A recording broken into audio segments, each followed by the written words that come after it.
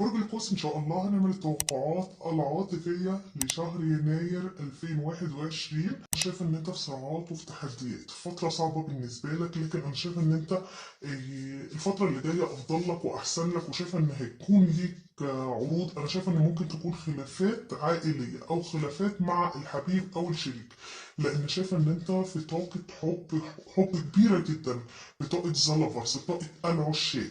وكمان شايفة في عروض حب، في عروض زواج. أنا شايفة إن الحظ هيبتسم لك في 2021 أو مع بداية 2021 يا برج القوس. شايفة إن أنت بتمر بفترة صعبة جدا من حياتك، فترة كلها تحديات، كلها صراعات، لكن أنت هتنتصر. وشايفة إن أنت هتنتصر قريبا، وشايفة إن أنت هتتخطى جميع التحديات دي وهتنجح. كمان شايفة إن هيكون عندك عروض وخطوبة، عندك زفاف، شايفة ترسيم علاقة، شايفة احتفالات بعودة. عودة الشخص ده حبيبك ورفيق روحك. بطاقة زلابرز، بطاقة العشاق. شايفة إن من بينكم جاذبية كبيرة، الشخص ده بيجذبك جدا جدا، وأنت بتشعر معاه بالحب والعشق، وبتشعر معاه كل حاجة جميلة. أنت شايف إن الشخص ده هو أكتر حد يستاهل إن يكون شريك حياتك.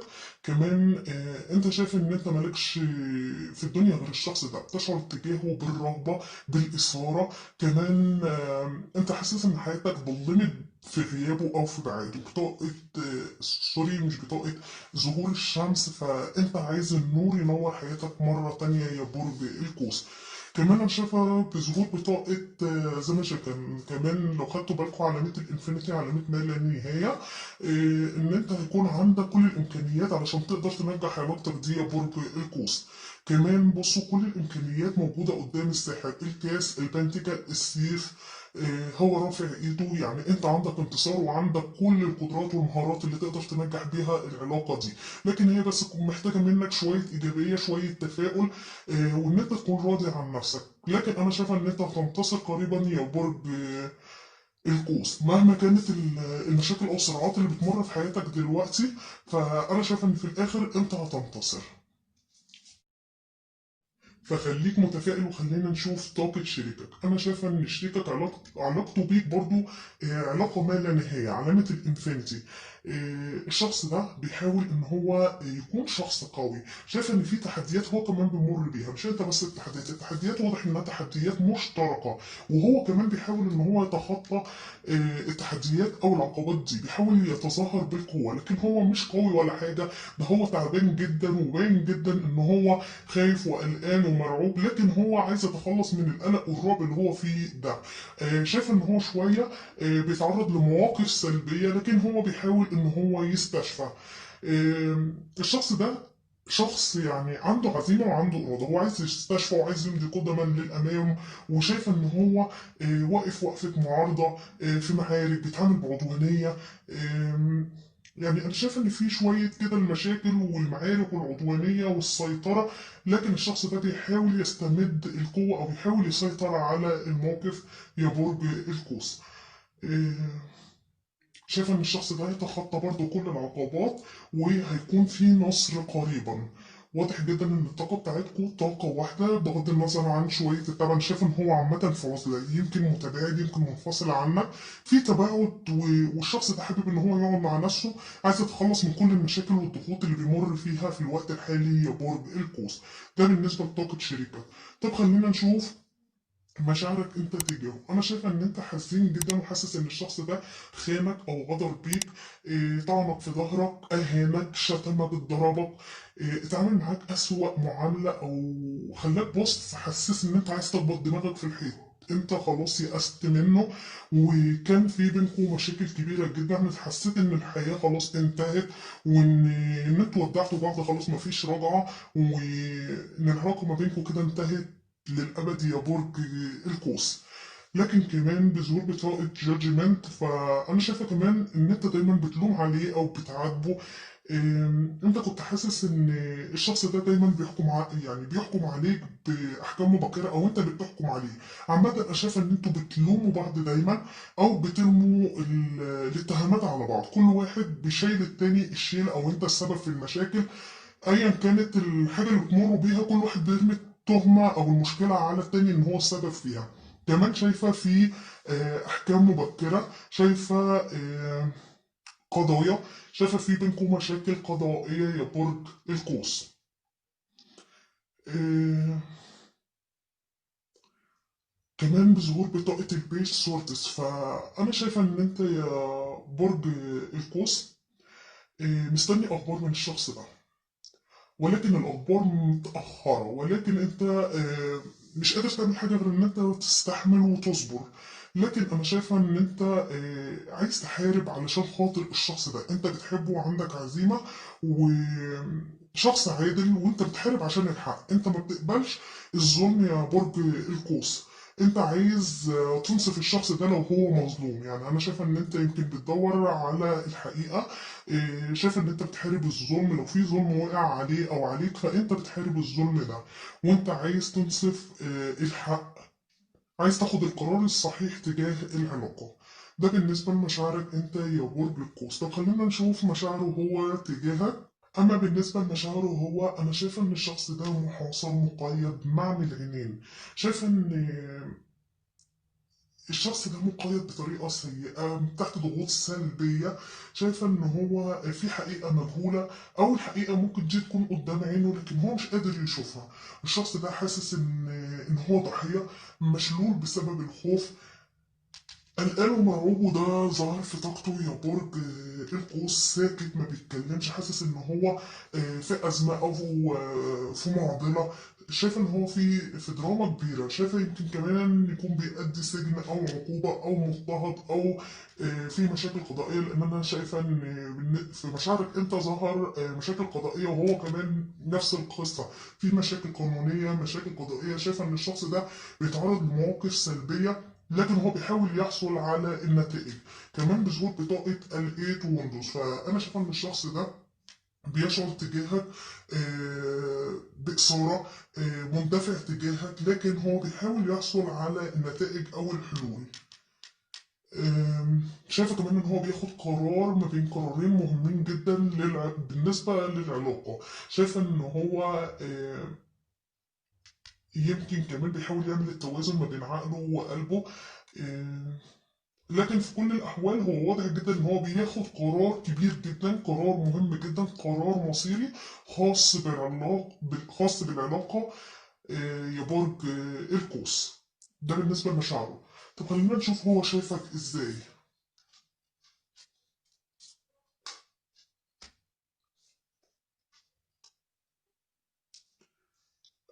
هو شايف إن أنت ضحيت بيه يا برج القوس، أو تركته في عز ما كان محتاج لك. خليته حس بالوحدة والألم، وشايف دي بطاقة انفصال أو طلاق. الشخص ده تعبان جدا، هو شايف ان انت كنت السبب في التعب اللي هو فيه، او ان انت تخليت عنه. آه كمان هو شايف ان انت ما بين طريقين، قاعد على السياج، آه معمي عن الحقيقة. انت كمان معمي عن الحقيقة، واضح ان المشكلة واحدة ما بينكم.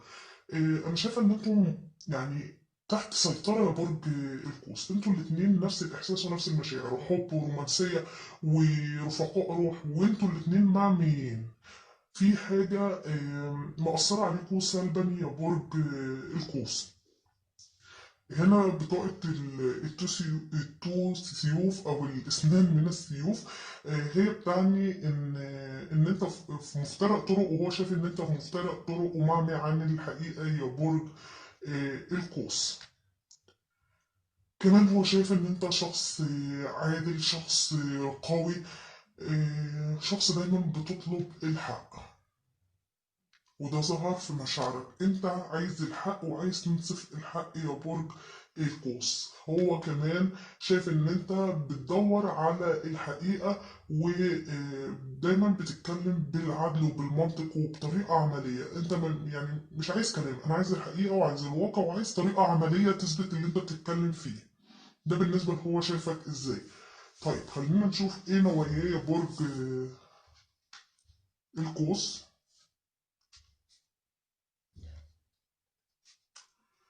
مبدئيا انا شايف ان الشخص ده بيحبك جدا جدا يا برج القوس. لو انت سألتني عن الحب هقول لك ان هو بيحبك جدا جدا. شايفه ان هو بيتعب جدا الفتره دي او بيبذل مجهود، كمان شايفاه قاعد بيفكر او بيحلم بيك، شايفه ان هو عنده امنيه او حلم عايز يحققه، واضح جدا ان الامنيه دي هي انت والحلم ده هو انت.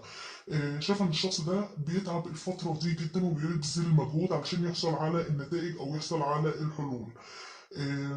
شايفة كمان إن هو بيعمل عمل شاق بيحصل منه على المكافآت أو الأرباح، ربما تكون المشاكل اللي ما بينكم مشاكل مادية، فالشخص ده بيبذل مجهود كبير وبيحقق ثروة أو بيحقق أرباح البنتكال، يعني تخص الأموال أو الشؤون المالية عامة. فشايف إن الشخص ده بيعمل بجدية وبيبذل مجهود وبيوفر لنفسه يعني الأمن المالي، أو بيحصل على الاستقرار أو الوفرة من الناحية المالية. كمان هو بيحصل على النتائج والحلول، وده كان ظهر تقريبا في مشاعره. بالظبط ظهر في مشاعره ان هو بيبحث عن النتائج والحلول. الشخص ده انت حلم بالنسبة له وهو نفسه يحققه، والحلم ده هيسبب له السعادة والبهجة. الشخص ده بيحبك وبيشعر معاك بالمتعة والإثارة والتدليل يا برج القوس. كمان انا شايفه ان الشخص ده حصل عنده تحول روحي وتخلى عن النهايات، ربما يكون الابتعاد ده بقاله فترة مش جديد، وربما يكون جديد عامة حتى لو هو جديد أو سواء بقاله فترة طويلة. فأنا شايف إن الشخص ده حصل عنده تحول روحي، عايز يتخلى عن النهايات وعايز يعود لحياتك مرة تانية يا برج القوس. عايز بداية جديدة معاك بطاقة الديس. ده بالنسبة لنوعية. طب خلينا نشوف ايه خطواته القادمة. مبدئيا انا شايفة ان الشخص ده محاصر محاصر محاصر محاصر في حاجة بتتسبب في ان الشخص ده بيبقى مقيد ومش عارف يتصرف او مش قادر ياخد خطوة تجاهك، بيبقى عايز ياخد الخطوة دي يا برج القوس، ولكن في حاجة بتمنعه، حاجة بتوقفه. ايه هي؟ ابحث ورا الموضوع ده يا برج القوس، لان انا شايفة ان الشخص ده معلق تحت طاقات سلبية أو تحت ضغوط، يمكن يكون في سحر ويمكن يكون في حسد. شايفة إن الشخص ده مش عارف طريقه، ضامن طريقه، فاقد تركيزه. هو عنده رغبة ليك، هو عنده رغبة ليك لكن مش قادر يوصل لك. عارفين يعني ايه يكون محاصر ومقيد وعنده رغبة ليك ومش قادر يوصل لك؟ يبقى في حاجة كبيرة منع الشخص ده. فابحث يا برج القوس ايه اللي مخلي الشخص ده مش قادر يوصل لك. لو انت بتحبه بجد هتحاول توصل للحل او توصل ايه السبب في المحنة اللي انتوا بتمروا بيها حاليا. فانا شايف ان الشخص ده ما عندوش وعي،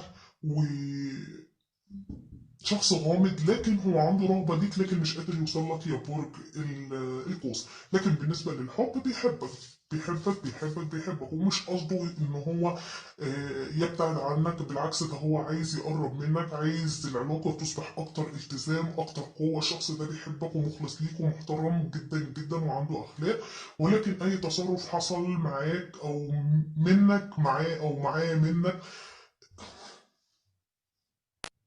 ولكن أي تصرف حصل معاك منه أو حصل منك أنت مع الشخص ده، فأنا شايف إن في قوة أو حاجة بتتدخل في حياتكم بتكون هي سبب المشاكل. لكن انتوا الاتنين بتحبوا بعض، وانا شايف ان الشخص ده بيحبك وعايز الالتزام في العلاقه وعايز العلاقه تصبح اكتر قوه يا برج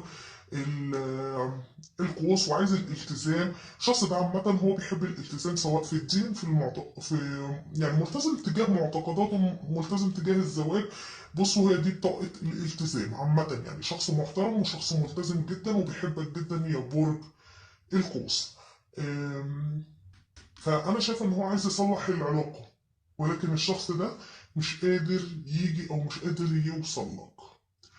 طيب خلينا نشوف نصيحة التارو. بس قبل ما نشوف نصيحة التارو خلينا نشوف لو عندك سؤال محيرك أو بخصوص العلاقة دي تكمل فيها ولا تنهيها يا برج القوس. بالنسبة للحب أو العاطفة، فأنا شايفة يا برج القوس إن هي بتقولك عبر عن حبك.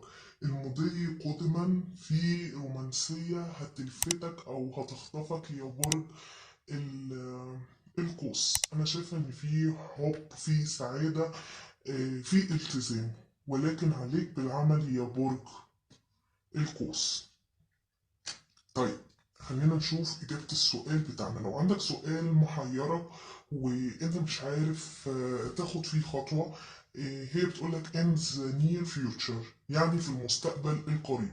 لو أنت مستني حاجة معينة، مستني عودة الشخص ده، هل هيعود ولا لأ، تستناه ولا تبتعد؟ فهنا إجابة الملايكة بتقولك إن في المستقبل القريب هيحصل اللي أنت بتفكر فيه أو اللي محتار فيه يا برج القوس.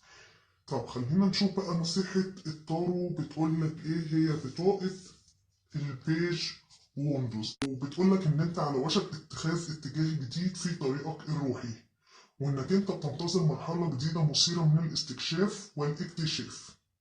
فخليك مركز على الوقت ده جدا، لانه هيفيدك جدا وهيكون فيه اجابات او فيه ايجابيات ليك يا برج القوس. أما من الناحية الصحية فهي بطاقة ذا صن، وهي بتشير إن أنت بتشعر بالحيوية والتوازن والإيجابية والعافية. كمان لو أنت مريض فبطاقة الشمس هنا فيها الخير بالشفاء، ولو أنت امرأة برج القوس وبتحاولي الحمل فهي فعل حسن، لأنها واحدة من أفضل بطاقات الحمل ومن البطاقات الرئيسية. أما من ناحية العمل والمال فهي بطاقة ذا ستار، وهي بتشير إن عندك فرصة كبيرة في طريقك من حيث العمل. لو أنت منتظر معرفة نتيجة لترقية أو مقابلة عمل فهي علامة إيجابية، وإن الأمور بتسير في صالحك يا برج القوس، وإن في شيء أفضل هيأتي في طريقك. كمان يمكن يكون مؤشر على إنك يعني هتعمل عمل جيدا في دور أكثر إبداعي. كمان هتكون عندك شعور بالإلهام الإبداعي. أما من الناحية المالية فلو أنت بتواجه مشاكل مالية فهنا بتقولك حاول إن أنت تفحص أموالك، وإن ده الوقت المناسب للقيام بالاستثمارات. يعني لو عايز تقوم بمشروع أو استثمارات فإن شاء الله ده وقت مناسب ليك، ولكن خليك في حدود المعقول يا برج القوس، لأن بيشير النجم هنا في وضع رأسي إن أموالك تتحرك في اتجاه إيجابي.